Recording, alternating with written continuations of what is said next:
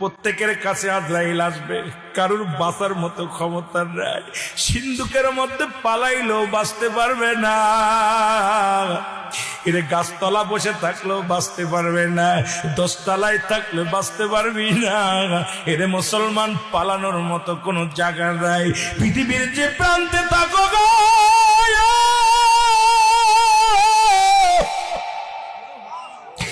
আজরাইল তোমার খুঁজে বাইর করবে, শুধু হুকুমতে দেরি। হায় রে মত, এই দুনিয়ার মধ্যে পড়ে থাকবি, এই দুনিয়ার বালাখানা, টাকা পয়সা, ধন দৌলত, বাড়ি গাড়ি কোথায় দিয়া যাবি? কার জন্য সুদ খাও, কার জন্য ঘুষ খাও, কার জন্য জিনাবে বিচার করো?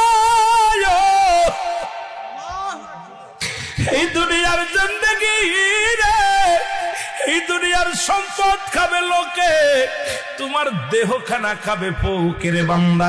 আজকে কত না সুদ খাইলা, ঘুষ খাইলা সংসারের জন্য, মেয়েকে সুখী রাখার জন্য, বিবিকে সুখে রাখার জন্য, ভাই বন্ধুকে সুখে রাখার জন্য, কত অন্যায় পথে পা বাড়াইলা, বাঁচা সম্ভব না,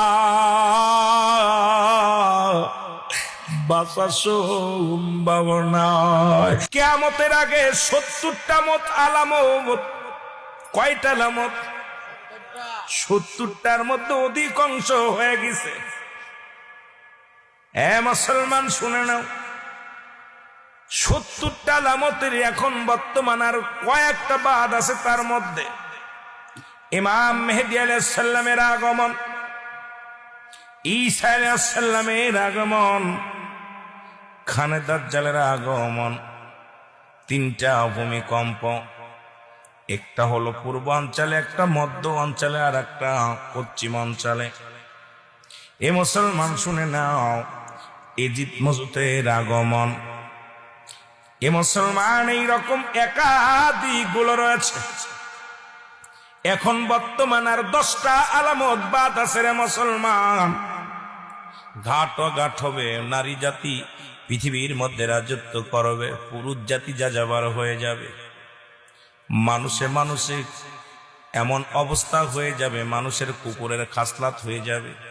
নবীজি বলছে, বালহুয়া কিলাব, এই দুনিয়াটা পচা দুর্গন্ধ মরি, মানুষের চরিত্র হবে কুকুরের চরিত্র। কুকুর যেমন মরি পাইলে খুশি হয়, সে জামানার মানুষ